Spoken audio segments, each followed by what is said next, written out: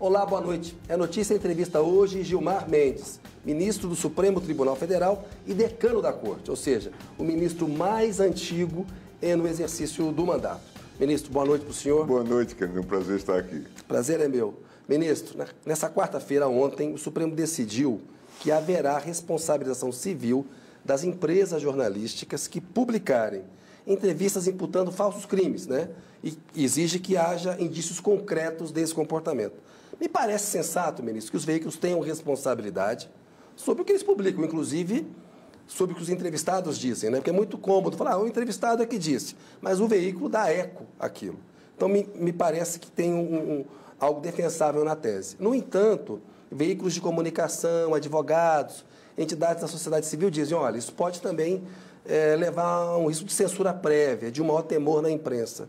Como é que o senhor responde a essa preocupação? O caso concreto era um caso muito específico, em que era um fato notório, não é? Portanto, era de sabença geral, e por isso o tribunal também foi... Se atribuiu ao Zaratini a participação num atentado que era uma mentira. Que era uma mentira. Ou seja, não é? uma falsidade. Uma falsidade. Portanto, algo de sabença geral e suscetível, portanto, de se fazer essa correção ou de se evitar que se fizesse. Agora, claro que podem surgir situações, especialmente, eu escutava de um colega seu importante, uma ponderação, dizendo, por exemplo, das entrevistas ao vivo, em que você já não evita, até citava os casos mais recentes ocorridos com o presidente Bolsonaro, que nas suas entrevistas fazia ataques a pessoas ou imputações, mas é claro que aí a gente tem que performar com o princípio da razoabilidade. Sim. Não é? Então, é claro que também eu acho que a decisão do tribunal é importante no que diz respeito a essa mudança que ocorreu qualitativa no contexto das redes sociais. Né? Hoje ocorre aquilo que os mais jovens chamam de lacração, não é? Para depois colocar, sai no jornal e em seguida, ou na imprensa em geral, e em seguida na mídia social. Então, é claro que isso tem que ser devidamente temperado, mas o espírito que moveu o tribunal foi esse, de responsabilizar sem abuso, não é? Responsabilizar por falta grave no serviço. E a zona cinzenta examinar caso a caso. E zona cinzenta tem que ser examinada, porque claro que um grande princípio da Constituição é a liberdade de expressão e a liberdade de imprensa, não é? Ô, ministro, eu vejo que, por analogia, me parece que é uma medida desse tipo, eu não sei se ela pode ser estendida às chamadas redes sociais, às big techs, às plataformas de tecnologia. O que elas dizem? A gente só veicula o conteúdo, nós não temos responsabilidade por ele. E a gente vê muitas fake news, muita notícia falsa em rede social. No Congresso, esse debate está parado. Aquele PL das fake news foi parado justamente pelo lobby das big techs e também de uma extrema-direita que usa fake news no debate público. O STF pode tomar alguma medida de iniciativa com base nesse julgamento de ontem para estender isso para as redes sociais ou ele tem que ser provocado? Como é que está a sua avaliação sobre isso? O tribunal, salvo engano, tem um caso da relatoria do ministro Dias Toffoli, o artigo 19 do Marco Civil da Internet, que vem sendo lido, o dispositivo vem sendo lido como um dispositivo que exige uma decisão judicial para retirar conteúdo. Mas é claro que nós já temos aí várias normas que sabemos que impõem situações, por exemplo, de ilicitude, os casos de pedofilia ou pornografia infantil, não é? Então, e elas já se adestram e se preparam para isso. Então, a mim me parece que nós vamos ter que discutir essa questão hoje sobre a constitucionalidade do artigo 19. Se não bastaria, em muitos casos, uma notificação extrajudicial, a comunicação de que algo de errado está ocorrendo, a veiculação de um fato que não corresponde à verdade, aquilo que a gente chama de fake news, não é? Ou notícias distorcidas e coisas... Que são os episódios de violência nas escolas, por exemplo. Nas escolas, ou incentivo à violência, não é? Ou racismo, seja lá. O que for, más práticas em geral. Então, a mim me parece que nós vamos nos debruçar sobre isso. O artigo 19 do Marco Civil da Internet cumpriu uma função, porque era também valorizar o espaço livre na rede, não é? A ideia de você também não criar uma censura imediata, mas agora nós temos que pensar um pouco na vida como ela como que se usa esse instrumento, e talvez para o ano seja um dos casos relevantes para serem julgados. Ministro, na semana passada o Senado aprovou aquela proposta de emenda constitucional que estipula regras mais duras, digamos assim, para decisões monocráticas de ministros do Supremo Tribunal Federal e tribunais superiores. A questão do pedido de vista nem foi tocada. O próprio tribunal já havia feito uma reforma no seu regimento, discutindo essa questão das decisões monocráticas, que é a decisão que o ministro do Supremo toma sozinho, ela já tem efeito. A gente entende a importância disso em casos urgentes, enfim. Agora, a tese me parece, até porque o próprio Supremo fez uma discussão sobre o seu regimento, parece interessante discutir, né? A colegialidade é sempre mais forte que a decisão monocrática. O pedido de vista não pode ser um a perder de vista. Sim. Né? O próprio tribunal já colocou ali prazo. Agora, teve uma reação muito dura do tribunal, porque a gente viu uma articulação no Senado do presidente Rodrigo Pacheco com setores mais conservadores, e teve até aquele voto do Jacques Wagner, para aprovar meio que um recado para o Supremo. Vocês estão avançando demais sobre atribuições da política. E o senhor foi muito duro. O senhor falou, aqui não tem covarde, me parece a expressão que o senhor usou no tribunal, nós estamos preparados para enfrentar ataques à democracia. Por que o senhor entende, ministro, que aquela aprovação foi um ataque ao STF? O tribunal já discute há muito tempo, e é um tema que está presente, como você falou, sobre as decisões monocráticas, a submissão imediata ao plenário, e avançou na gestão da ministra Rosa. Isso foi estabelecido não só para as novas liminares, como para as anteriores, que estavam pendentes de confirmação ou ratificação. Hoje é até um modelo automático que se faz, concedida a liminar, se submete ao plenário, à turma ou ao colegiado. Portanto, essa questão está resolvida. Mas isso se tornou também um debate político, e político no sentido até partidário, vamos chamar assim, porque eu vi publicações de artigos dizendo se a PEC já estivesse em vigor, várias das medidas tomadas no governo Bolsonaro teriam durado mais. O que significa isso, Kennedy? Que as medidas relativas à pandemia, por exemplo, Bolsonaro baixou uma medida provisória mandando que fossem fornecidos todos os dados de telefonia ao IBGE, para o IBGE fazer pesquisa. Veja, o intuito não deveria ser esse, não é? Claro. Com o argumento da pandemia. Isso foi suspenso pelo Supremo Tribunal Federal e depois referendado. Várias medidas no quadro sanitário. Ele tentou impedir que estados e municípios usassem o isolamento social ou impusessem o isolamento social. E o Supremo reagiu. E o Supremo também reagiu. E reagiu por decisões monocráticas. O ministro Lewandowski também tomou providências nessa área. Em suma, então, a mim me parece que é uma reação não adequada e não correspondente ao papel que o tribunal teve. E se escolheu um momento muito delicado. O debate vai para além do conteúdo da PEC, vai para um certo simbolismo. Eu disse até na minha fala lá no plenário, será que o grande problema do Brasil é o Supremo Tribunal Federal? Será que é o Supremo que é a grande ameaça à democracia? Eu poderia sugerir vários itens de reformas talvez mais urgentes.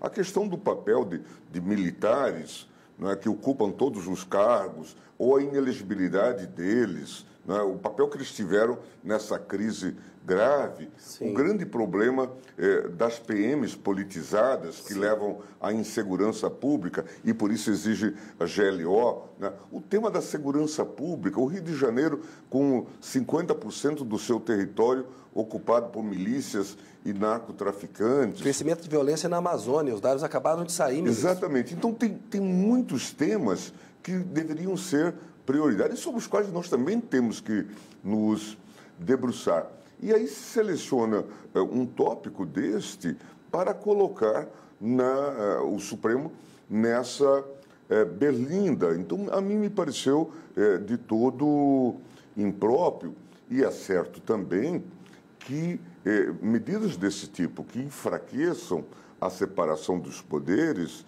ela não encontra respaldo na Constituição. É o que a gente chama de cláusula pétrea, do 60, parágrafo 4º da Constituição. Então, é preciso ter essa visão. Mas nós temos, como você sabe, eu tenho um imenso apreço pela política Sim. e pelo diálogo político. E tenho um imenso apreço, inclusive, vai até chocar, talvez, alguns dos ouvintes, pela qualidade mesmo dos políticos brasileiros, sabe? Porque isso só vale em termos relacionais. Quando a gente olha o contexto mundial e vê que nós temos sabido resolver as crises, não é? Isso é mérito da política. Sim. Então nós temos que reconhecer. Acho que o estresse foi positivo no sentido de chamarmos atenção para a necessidade de que dialoguemos mais, de que conheçamos mais a realidade de cada poder. Ministro, mas o Rodrigo Pacheco, o presidente do Senado, presidente do Congresso, está com essa tese de criar mandato de 8 anos para ministro do Supremo Tribunal Federal. Tem uma PEC de 2019, está pendente de relator na CCJ. Assim, me parece que nós temos um sistema, podemos até discutir, né, o aprimoramento dele. Se você acha que tem um ministro ruim no Supremo, bem, o Senado pode rejeitar Sim. na sabatina. O problema não é o mandato, porque hoje tem um limite de 75 anos. Sim. Depois da PEC da Bengala de 2015, que aumentou de 70 para 75 anos. Você pode discutir as coisas. Agora, criar um mandato de 8 anos, a questão da porta giratória, por exemplo, depois que sai, para onde que vai? A gente vê como é que são os lobbies para indicar os diretores de agências reguladoras. Isso aí não é sonho de lobista e do Centrão, ministro? Eu não sei, também não quero demonizar a ideia. É claro que existem esses modelos de corte constitucional. Eu sou até tido como um especialista nessa temática. Isso. Escrevi minha dissertação sobre isso na Alemanha, então conheço relativamente bem essa temática.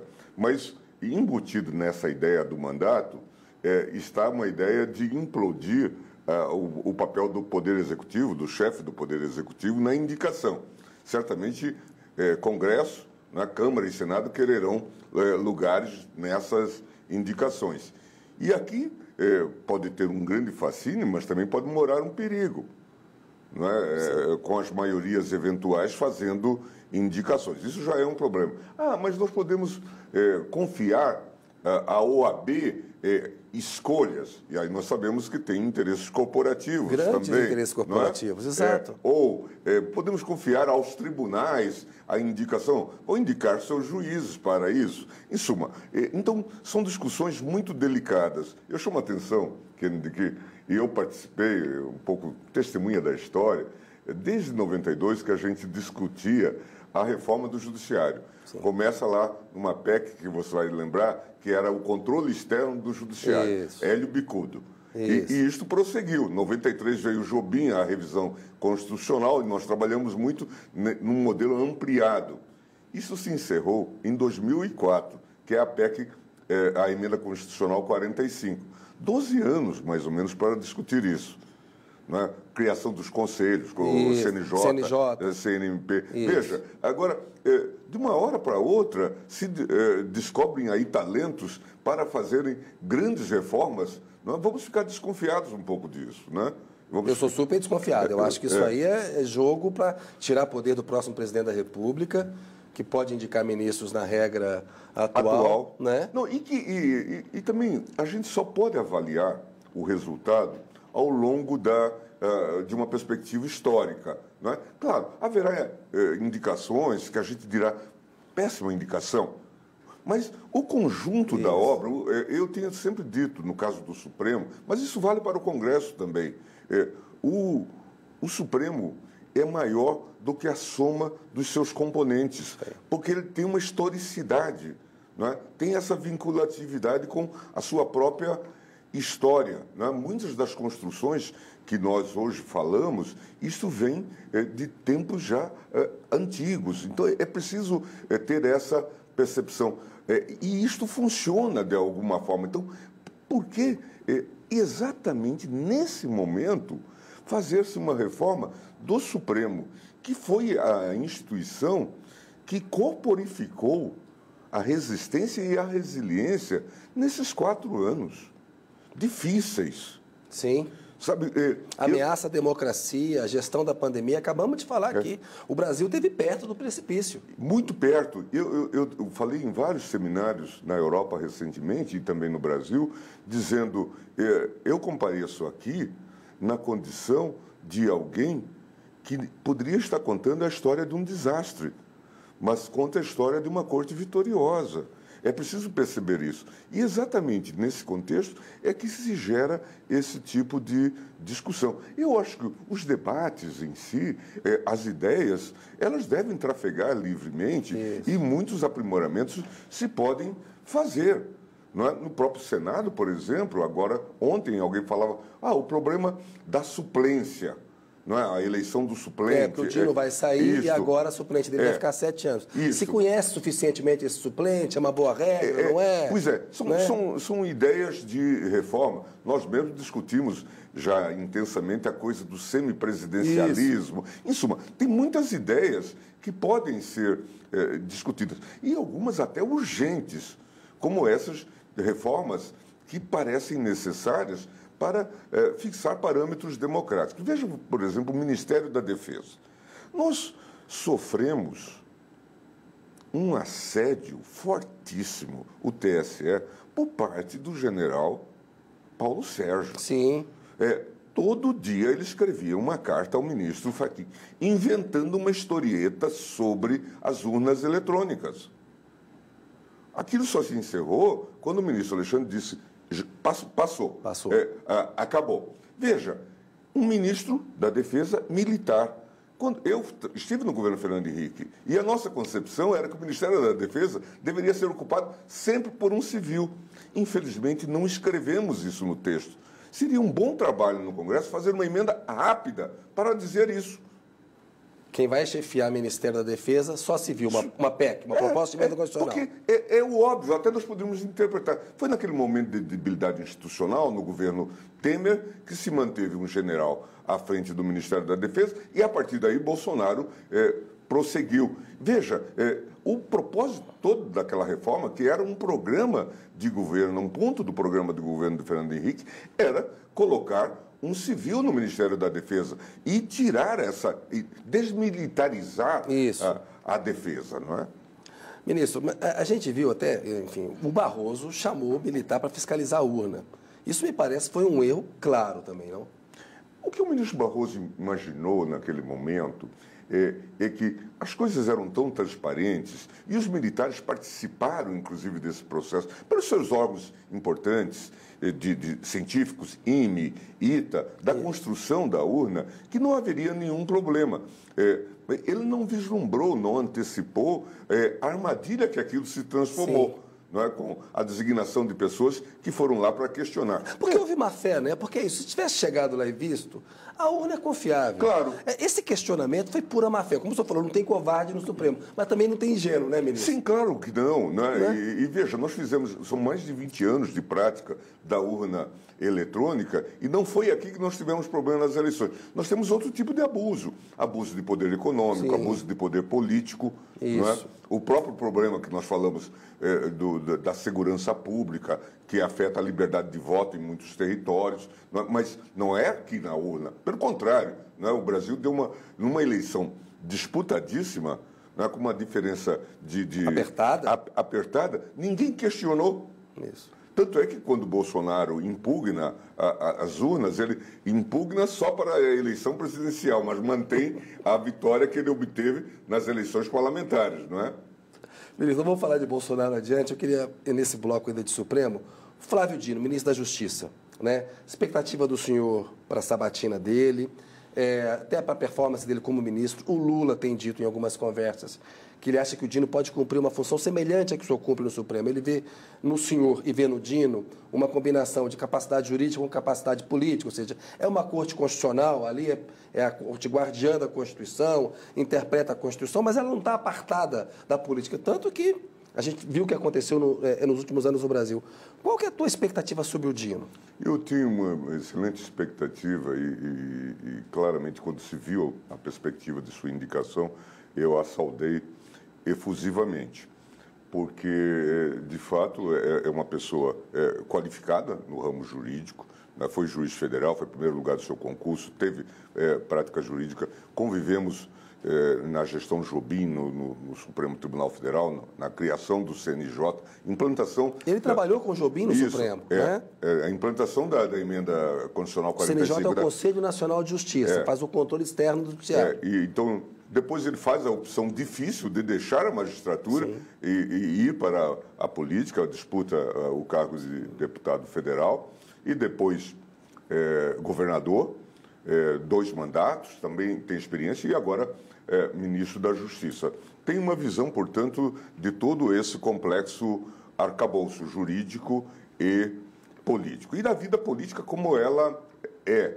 E conhecendo também os meandros de finanças públicas, de orçamento, da realidade. Porque muito fácil, muitas vezes, nós fazermos um discurso descolado, por exemplo, do regime fiscal. Né? Defendermos direitos sociais, mas não prestarmos atenção de que são os tributos que sustentam toda essa máquina. Né? Ele terá essa visão completa. Não é? A questão dos partidos políticos, eventuais reformas que se possam insetar. Então, a mim me parece que é uma decisão acertada.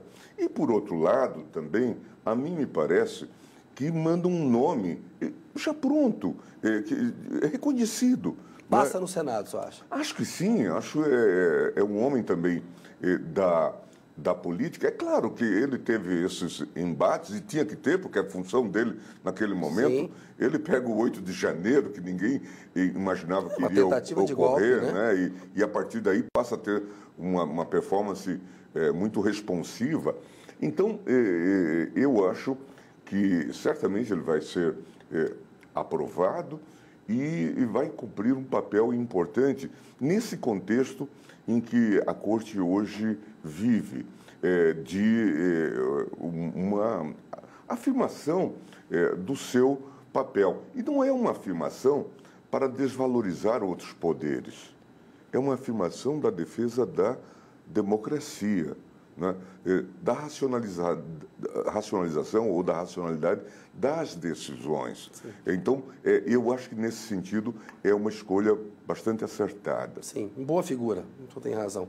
O Paulo Gonet, indicado para a Procuradoria-Geral da República, subprocurador da República, é um nome mais, tem uma linha ideológica mais conservadora que a do Dino, se a gente comparar assim. O Lula não seguiu a lista tríplice da ANPR, Associação Nacional dos Procuradores da República, como ele fez no primeiro e no segundo mandato dele. Ele avalia que precisa de uma autocontenção do Ministério Público, quem faz tudo que a gente viu de Lava Jato e tal. A expectativa do senhor também em relação ao Gonet, se ele pode ser essa figura que coloque o Ministério Público num lugar, vamos dizer assim, menos corporativo, talvez, do que foi nos últimos anos aí. Eu também tenho essa justa expectativa em relação ao Paulo Gonet, por tudo que ele representa, por sua atuação, por suas obras e publicações. Ele é, de fato, um jurista de escola, todo o Supremo o reconhece, os seus textos são primorosos, ele é muito cuidadoso. Nós vimos nos pareceres que deu agora como vice-procurador-geral eleitoral. E a Procuradoria, como você muito bem sabe, Kennedy, ela vem vivendo crises, até diria quase que crises sistêmicas, não é? Ao longo do tempo. Teve o modelo anterior, do Fernando Henrique, que indicou o nome do Brindeira, que foi muito contestado, falava que ele era o engavetador geral, foi muito contestado, inclusive, pelo PT. Sim. E o PT, então, trouxe esse modelo das listas, que eram votações também corporativas. E o resultado nós não precisamos nem... Deu muito errado. Né? Deu muito errado. Deu muito errado. Deu muito errado.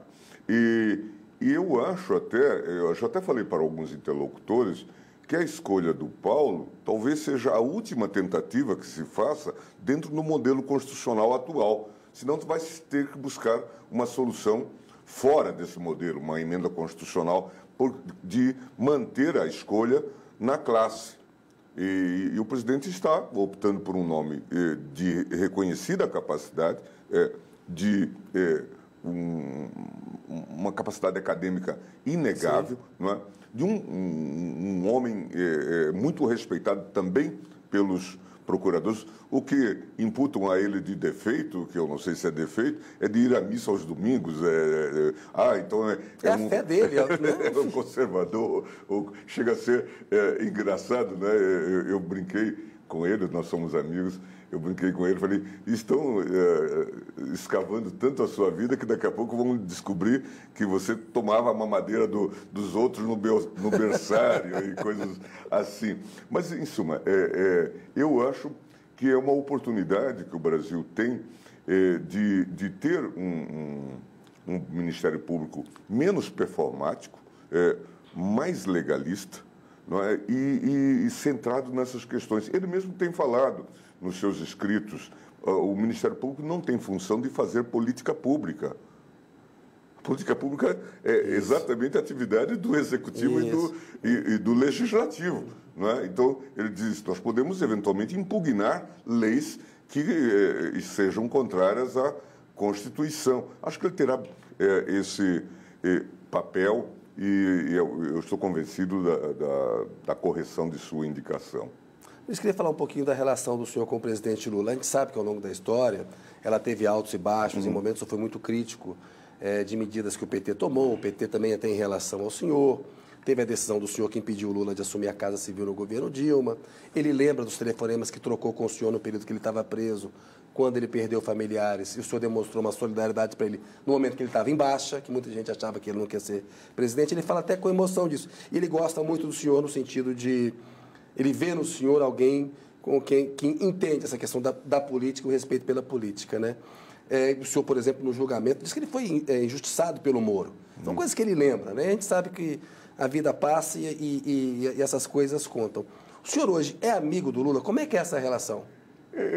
Da minha parte, eu me sinto amigo dele, sim. Eu tenho uma grande admiração por ele. Eu acho que, juntamente com o Fernando Henrique, eles são os dois grandes estadistas do Brasil, da atualidade, aqueles que nós vivenciamos e conhecemos e reverenciamos. E tem um propósito, nós podemos ter divergências de visão de mundo, mas você nota propósitos de construção de um país melhor, de desenvolvimento social adequado, né, de propósito de melhoria das instituições. As conversas com eles são sempre construtivas, mostrando esses bons propósitos. A gente também, que viaja muito, né, que vê a visão que se tem do Brasil agora que Lula é presidente. Uma reconexão com a política externa com o mundo. A política externa, não é, o papel que o país passa a ter, esse soft power que nós temos, com futebol, com música. Isso também é destacado com a presença dele nos fóruns internacionais. Então, eu tenho uma relação assim de muito afeto pelo presidente e por essa história mesmo de resgate que ele fez. Porque não só da biografia dele, mas ele, na verdade, resgatou a democracia no Brasil. Essa sua eleição foi esse resgate. Eu não sei imaginar o que seria do Brasil com a reeleição de Bolsonaro. Ou até consigo imaginar. Mas a minha imaginação não é positiva. A gente viu na pandemia, a ação do Bolsonaro foi desastrosa, o STF enfrentou, teve todas as ameaças à democracia, ataques aos ministros do Supremo, né? Ministro, foi um período quase tão ruim quanto a ditadura de 64, quase tão ameaçador? Eu vivi um pouco como estudante a ditadura. De 75 a 78 eu estava na UNB. De fato, a gente vivia um quadro de insegurança. Muitos colegas, a greve de 77, muitos colegas foram presos, não é? E nós estávamos sob a Lei de Segurança Nacional, Sim. 30 dias incomunicáveis, tudo aquilo. Claro que neste contexto nós não tínhamos isso. Mas, afora isso, nós estávamos em marcha batida para um modelo autoritário.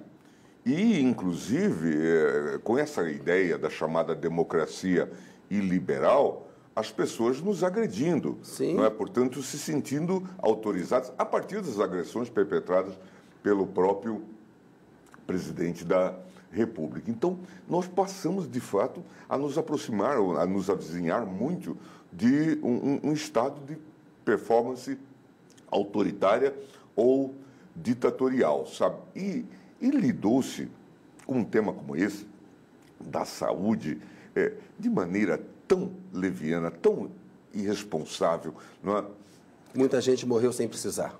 Claro, não é? Mais de 700 mil pessoas, um índice altíssimo. Tudo isso poderia ter sido evitado com um mínimo de racionalidade, né?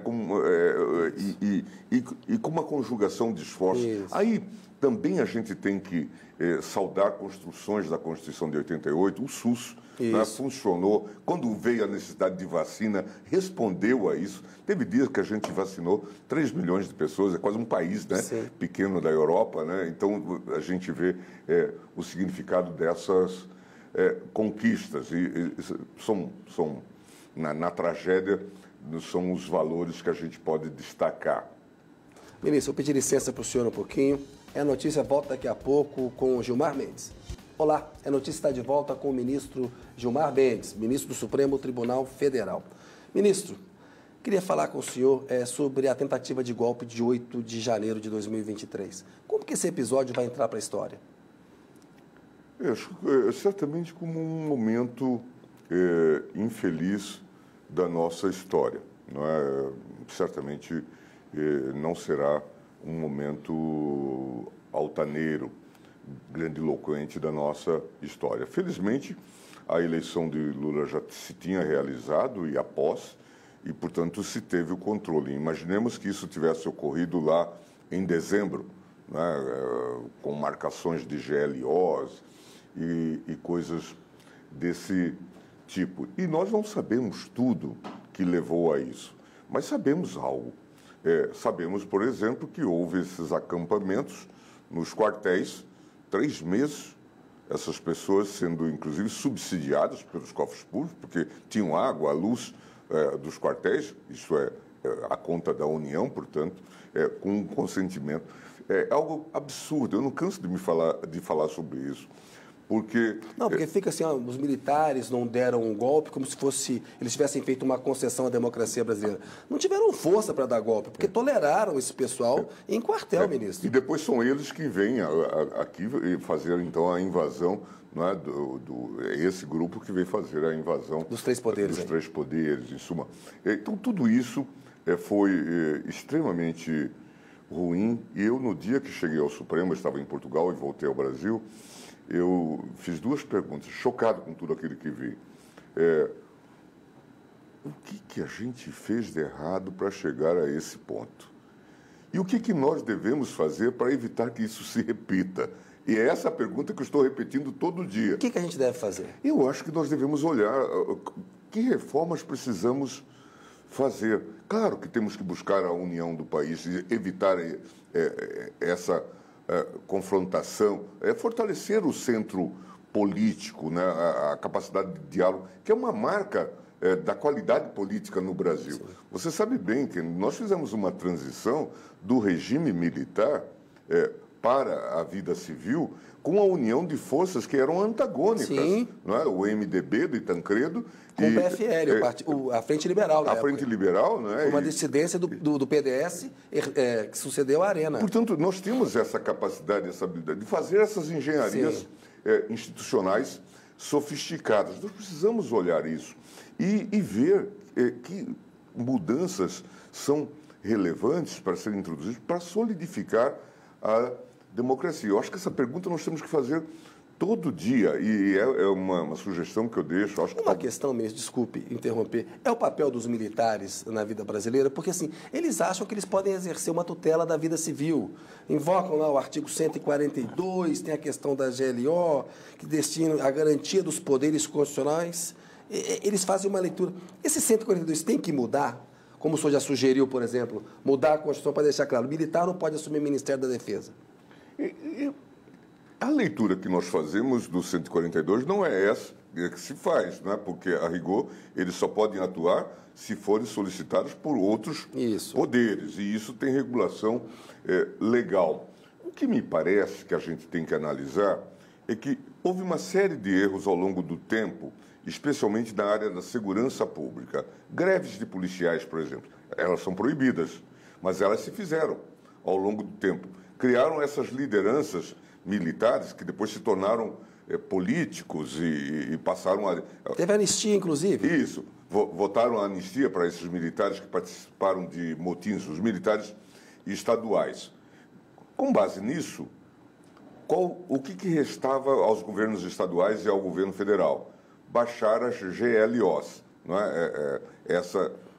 Operação de Garantia da Lei e da Ordem. Está prevista na Constituição. Operação de Garantia da Lei e da Ordem, que está prevista no próprio 142, né? É o papel dos militares. Com isso também se deu densidade, se deu musculatura ao próprio papel das Forças Armadas. Se vocês não sabem resolver o problema de segurança pública e precisam de nós precisamos, inclusive, ampliar o nosso papel institucional e passaram a vindicar, inclusive, mudanças, ampliação do papel da justiça militar para julgar civis e coisas desse jaz. Então, aqui há esse erro e nós devemos fazer essa autocrítica e de fato, pensar em instituições e reduzir, de fato, a GLO àquilo que é necessário. Porque se pegar o histórico dos militares em segurança pública, a intervenção no Rio foi um desastre. Foi. Eles não servem para isso, não é papel deles. Não, e pelo contrário, a intervenção pode ter um efeito imediato quando se trata de um momento cirúrgico, mas depois nós vimos, além das tragédias que acabaram também por ocorrer. Mas, de fato, nós temos que reorganizar esse modelo de polícia, discutir a questão da segurança pública. Nós vimos agora essa tragédia do Rio de Janeiro com esse médico e tudo que está por trás. Mortos na orla ali. É uma coisa chocante. Então, nós temos que priorizar isso. Acho que faz parte do dever da política para que os militares cumpram o bom papel que têm na defesa das fronteiras, na defesa das instituições, quando se fizer necessário, mas sem nenhum protagonismo político, né? Ministro, o André Mendonça, ministro supremo, quando votou contra o crime de golpe de Estado, ele alegou o seguinte: não teve crime de golpe de Estado porque não houve golpe, teve uma tentativa. Aí o Alexandre de Moraes meio que rebateu e o André Mendonça chegou, inclusive, a falar é o papel do ministro da Justiça, do Flávio Dino, aquela tese do autogolpe, que interessava para o Executivo. Imagino que interessava para o Supremo ver a sede dele destruída, interessava para o Congresso ver a sede dele destruída e interessava para o Lula que tentassem dar um golpe de Estado. O que o senhor acha dessa tese que o bolsonarismo sustenta do autogolpe? Chega a ser engraçado, né? Na verdade, se nós olharmos todos os episódios ocorridos, e a gente vivenciou isso, né? Os dois anteriores, 7 de setembro, né? 2021 e 2022, né? Em que se transformaram essas manifestações, tudo isso mostra que havia um preparativo. Não se sabia qual seria o desfecho, mas, por exemplo, em 2021 eu acompanhei aqui, de novo, falha na segurança pública, ameaça dos caminhões de chegarem ali na Praça dos Três Poderes.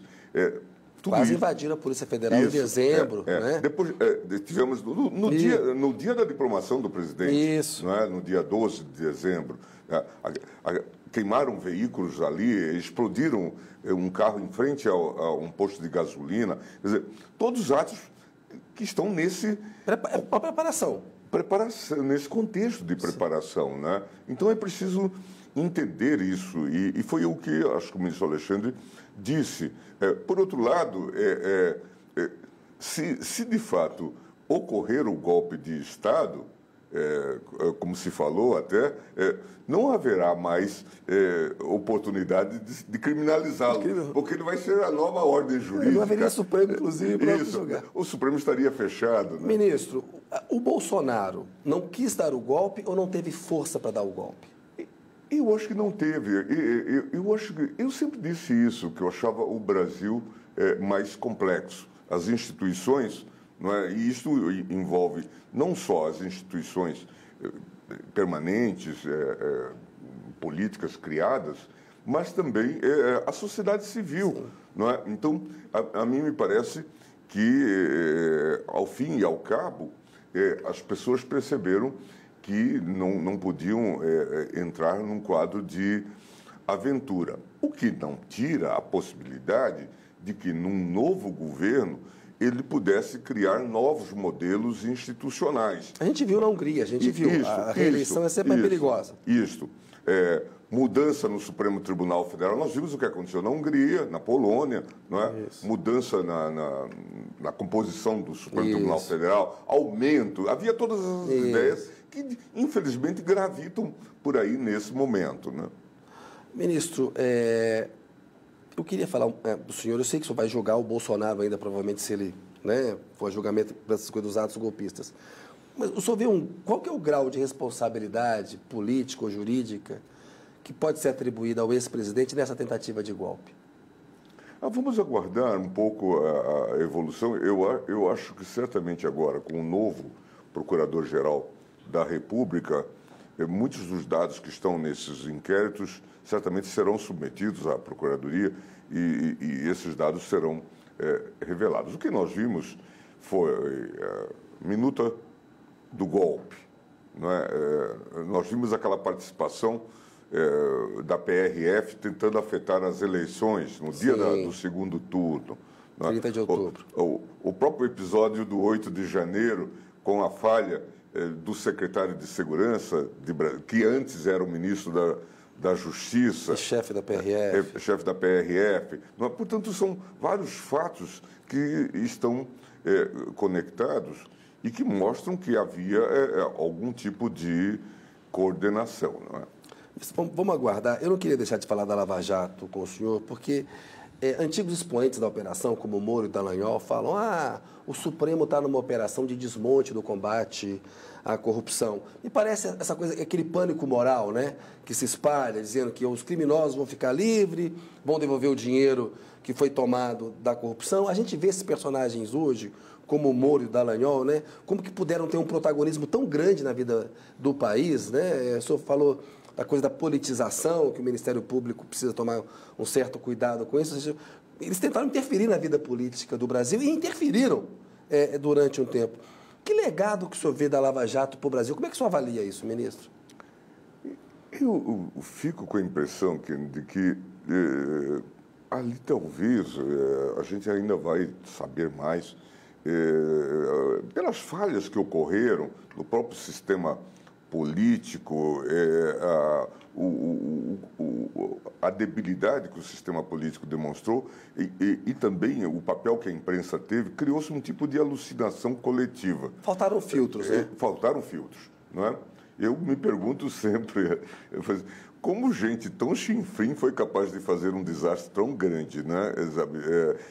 E falava assim, não, vocês têm que decidir desta maneira, ou as tais 10 medidas de Curitiba, a tal República de Curitiba, e coisas do tipo. Veja, vamos dimensionar devidamente. 2 ou 3 procuradores, mais um Moro, fazendo regras que deveriam ser incorporadas à Constituição e às leis do país. Esse era o catálogo de Curitiba. Veja, o país é muito maior do que isso, né? Então, a mim me parece que houve uma falha grave e isso, de alguma forma, eu já até disse, a República de Curitiba pariu o Bolsonaro. Na medida em que ela criminalizou toda a política, e aí faltou ao sistema político essa reação que, de quando em vez, nós temos, né, na tradição da política brasileira, né, esse clube seleto de cardeais que mudam os rumos das coisas, de seleção. Aí eu acho que faltou esse momento, faltou essa percepção. E por isso que eu destaco depois o papel que jogou o Supremo Tribunal Federal. Porque o próprio Supremo Tribunal Federal, num dado momento, foi engolfado nesse... Pela Lava Jato. Emparedado pela Lava Jato. Sim. Lembro de uma situação em que o Moro contestou uma liminar do ministro Teori Zavascki. E abriu-se uma investigação contra o STJ, contra o presidente e um outro ministro, que emparedou também o STJ. Né? Portanto, todo o sistema estava dependente de Curitiba. Né? E teve uma frase que o senhor disse que eu acho fundamental. Não se combate o crime cometendo o crime. Não, recentemente o ministro Salomão me disse que fez uma correição lá na vara de Curitiba, na 13ª, e tem lá sinais de passagem por lá de alguma coisa como 5 bilhões de reais. E não se sabe bem como esse dinheiro foi destinado. Quer dizer, como que se cria um sistema tão falho? Nós que temos tanto orgulho do nosso judiciário, se chegar a 100 mil reais depositado em qualquer vara, nós sabemos que tem que ser colocado na Caixa Econômica, no Banco do Brasil, isso é a conta do Tesouro. Como que se brincou? Que combate à corrupção foi esse, né? Exatamente. E aí, transferindo dinheiro para a transparência internacional, repassando dinheiro para fundos aí que nós não sabemos bem quais são. Em suma, foi uma grande confusão, criando um modelo de fundo eleitoral. Você lembra da tal Fundação Dallagnol, não é? Que teria 2,5 bilhões para operar combate à corrupção, pagar palestras. Sabe, de fato, a gente andou muito errado nisto, né?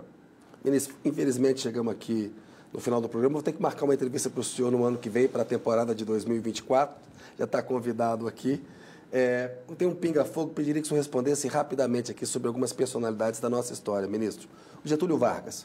Sim, uma figura importante na modernização do Brasil e tirou proveito, inclusive, da grande confusão que ocorria, ou da grande construção que se fazia no pós-guerra, e é responsável por o avanço na industrialização. Juscelino Kubitschek. Eu considero Juscelino Kubitschek uma grande figura da vida política brasileira, inclusive com uma visão de estrategista. Quando nós olhamos que hoje 1/3 do nosso PIB vem do agro, e isto depende muito do que se fez aqui no Centro-Oeste, essa descentralização do crescimento, não é? Acho que foi uma obra de magia quase, né? Jânio Quadros. Figura polêmica e certamente surpreendente. Elege-se e renuncia, e um grande responsável, inclusive, por esses desatinos institucionais que tivemos à frente, não é? Pós-60. 64. Pós-60, ele renunciou em 61, isso está certo. João Goulart, o Jango. Também acho que uma figura um pouco polêmica, talvez não soube fazer a leitura adequada daquele momento, né, em que as condicionantes do golpe estavam sendo gestadas, e acabou, talvez, acendendo fósforo para ver se havia gasolina no tanque. Acabou ocorrendo o que ocorreu, né? Ditadura militar de 64. É um fato lamentável e que custa-nos caro hoje, porque a cultura da ditadura, assim como a cultura da democracia, não é? Ela deixa legados. E nós criamos um modelo que, de fato, nos fez retroceder no tempo, né, em termos institucionais. E hoje a própria discussão sobre o papel dos militares na sociedade tem a ver um pouco com esses resquícios. Tancredo Neves. Eu acho que uma das grandes figuras da política nacional, e o homem capaz de fazer essa tessitura de que falávamos há pouco, né? Fazer aquela construção que de quando em vez o Brasil é obrigado a fazer, e o faz com grande habilidade, né? Fez aquilo que talvez nós não julgássemos possível naquele momento. A tal aliança nacional transformou as diretas já num movimento, portanto, de civilista, para usar a expressão antiga, e permitiu que nessa associação com as forças mais conservadoras, Sarney, Marco Maciel, se fizesse uma grande união nacional, e nós atravessamos essa grave crise institucional sem maiores traumas. José Sarney. Tenho a maior admiração. Acho que foi um arquiteto desse processo. Herda o governo Tancredo, numa transição que Zé Paulo Pertence chamou de uma transição dramática, talvez uma das mais dramáticas, trágicas da nossa história, é muito contestado, mas soube fazer o processo constituinte e entregou um país democrático para os seus sucessores. Fernando Collor de Mello. Acho que ele não aproveitou o momento, a vitória eleitoral que tinha e se perdeu naquele contexto populista, inclusive com os episódios de má gestão administrativa que resultaram no impeachment. Itamar Franco. Também uma figura importante e vai ficar marcado, certamente, por conta do Real, que é uma obra dele, claro, em conjunto com o seu ministro da Fazenda, Fernando Henrique Cardoso. Fernando Henrique Cardoso. Também eu acho, junto com Lula, reputo o Fernando Henrique o grande estadista do século XX. Veja que nós entramos na Constituição de 88 com inflação de mais de 80% ao mês, não é? E ele consegue, com a sua habilidade, não sendo economista, construir uma equipe de economistas, faz aquele plano que nos leva a uma redenção, né? A partir daquilo, nós passamos a ter uma vida muito mais saudável do ponto de vista político e econômico. E fez reformas importantes que depois permitiram novos avanços. Acho que é um grande estadista. Dilma Rousseff. Eu fiquei com a impressão de que a presidente Dilma Rousseff talvez tenha se confundido no contexto da política. Talvez não tivesse a compreensão do papel da política na vida real. Como ela teve que enfrentar problemas econômicos e talvez acreditasse num certo dirigismo estatal e talvez não tenha prestado atenção na necessidade de dialogar com as forças políticas, ela talvez tenha sucumbido e, obviamente, antecipou essa crise que depois nós passamos a viver, o próprio protagonismo da Lava Jato, que surge nesse momento. Se nós formos olhar a própria legislação, que fortalece delações e coisas assim, vem do seu governo. Michel Temer. Eu acho também que é um grande político. Fez um governo de equilíbrio e foi tragado por essas ondas janotistas, né? Esse ambiente que se criou, todas aquelas armadilhas. De fato, Temer sobreviveu a 2 impeachments, são 2 denúncias do procurador-geral, Janot. Então, ele teve um papel importante de manter o sistema em funcionamento e de fazer reformas importantes no curto período em que esteve no governo. Jair Bolsonaro. Eu acho que é fruto deste ambiente que se criou, dessa deterioração da política, deste protagonismo da Lava Jato, e talvez a ideia que alguns parecem ter tido, talvez até alguns intelectuais entre os militares, de que era talvez a oportunidade dos militares voltarem ao poder agora pela via eleitoral. Um populista voltaria. E o resultado é que se elegeu a pessoa com poucas qualidades políticas e administrativas, né?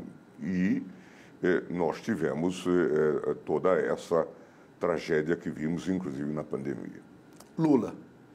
Eu tenho a maior admiração pelo presidente Lula, o reputo junto com o presidente Fernando Henrique, os 2 grandes estadistas do século, e acho que ele cumpriu um papel, inclusive, de resgate da democracia no Brasil. Não sei o que seria do Brasil não fosse a eleição de Lula. Se tivéssemos tido a reeleição de Bolsonaro, muito provavelmente teríamos riscos para a democracia.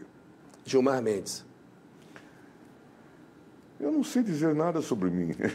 Acho que cumpre um papel relativamente importante no Supremo Tribunal Federal, vês conduzindo situações que levam a decisões importantes, às vezes balizando as posições vencidas. Eu tento sempre antecipar um pouco movimentos, ver um pouco árvores e florestas, tentar entender um pouco esse momento que a gente vive. Acho que vivemos momentos muito cruciais e a gente precisa ter essa visão. Eu, pelo menos, me pergunto muito sobre erros e acertos da minha trajetória e acho que, por estar aqui hoje, eu posso dizer que talvez eu tenha mais acertado que errado. Boa, ministro. Ministro, boa noite para o senhor. Obrigado pela entrevista, um abraço, até uma próxima. Obrigado, quer dizer, um prazer sempre estar com você. Prazer foi todo nosso, agradeço muito a sua entrevista. Boa noite para o senhor. Pessoal, muito obrigado por nos acompanhar, boa noite, até a próxima semana.